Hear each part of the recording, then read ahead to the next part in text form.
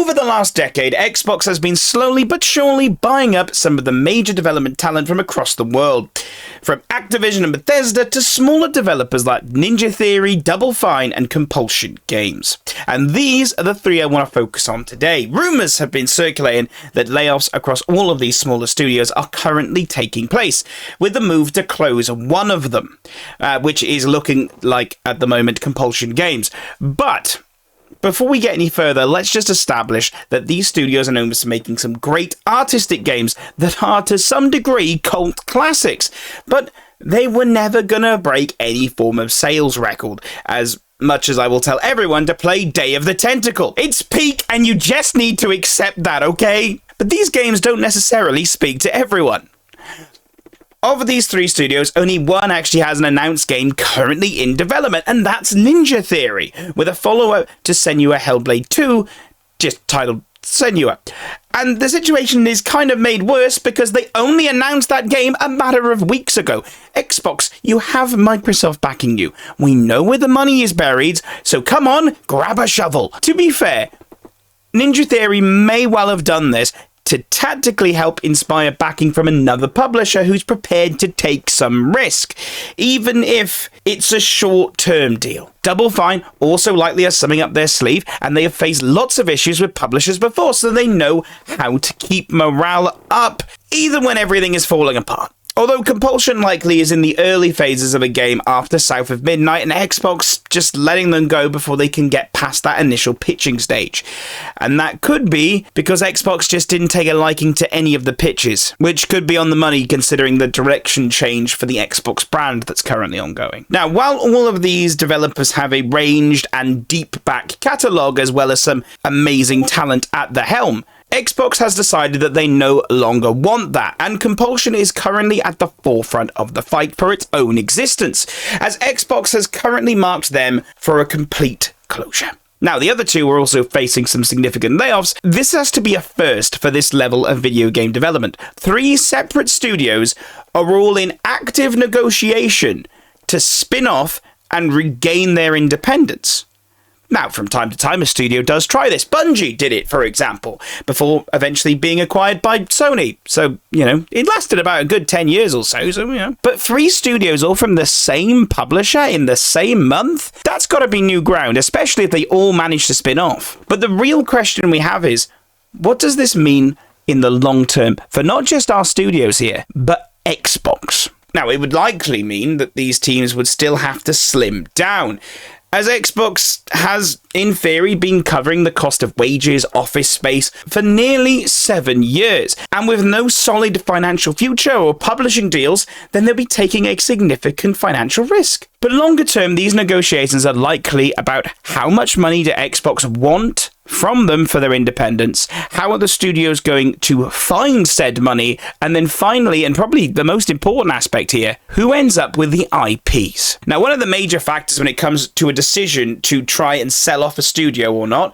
falls to IP, because if you sell a studio, most of the value generally comes from, the development teams to a degree, but they also have the right to leave as they see fit and find work elsewhere, as they could be poached as well. And all of that, it's outside of the studio's control. But the thing that's inside the studio's control is, of course, IP, or more directly, the games and franchises the studio owns. So the studio has either made these or acquired these over its lifespan. And just for a bit of context here, Xbox bought Activision predominantly for the IPs they hold, namely Call of Duty, which is one of the biggest gaming IPs to ever exist from both an awareness point of view and from a commercial sales point of view. In this case, though, these studios, with their extensive back catalogue of games from Double Fine Games' own collection, as well as Ninja Theory, who are currently working on that Senua sequel, they'll likely want to keep hold of the series' rights. But in the past, Xbox has shuttered studios and kept iconic IPs shuttered. In fact, Xbox probably has the largest library of IPs you could find,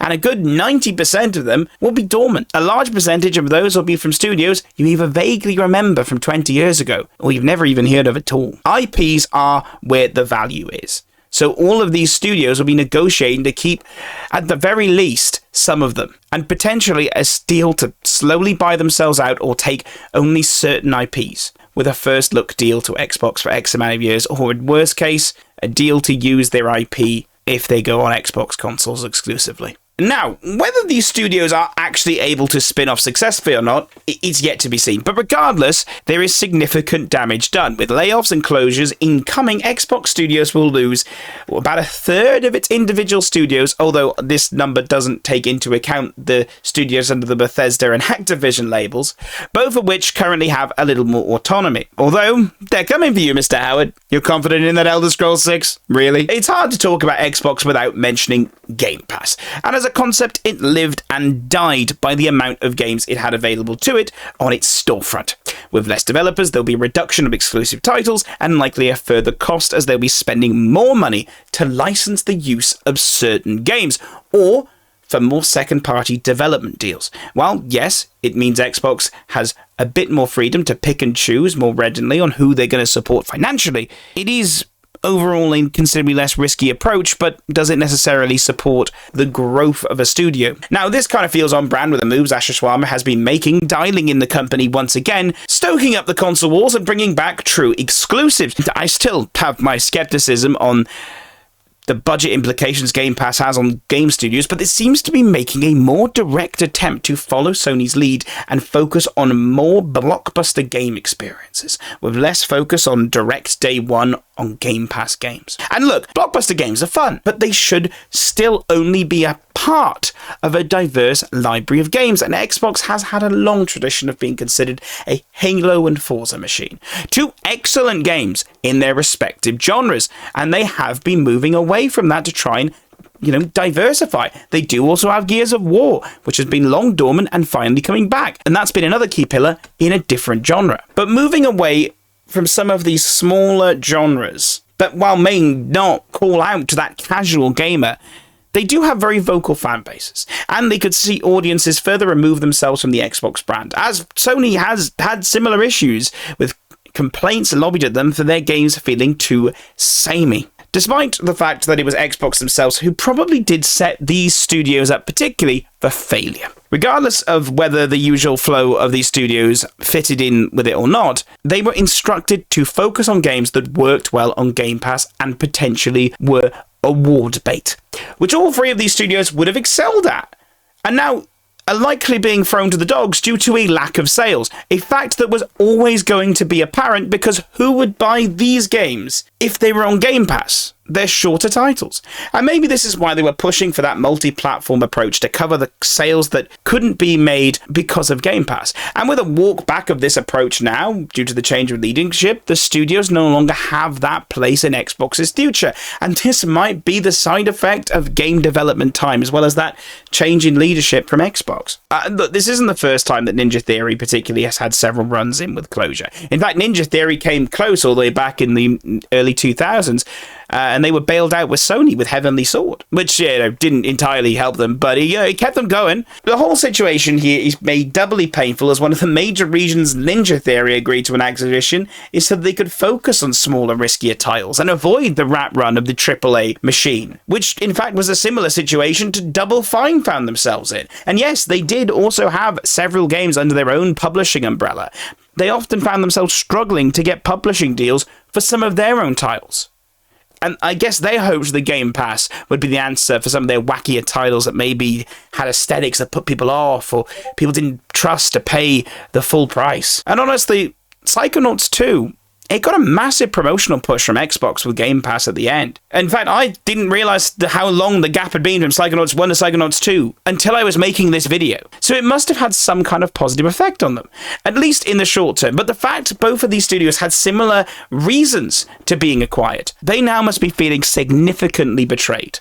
Overall, it is a major loss for Xbox to lose studios that made games that weren't maybe your traditional blockbusters. They were prepared to take risks, and they were prepared to think outside the box.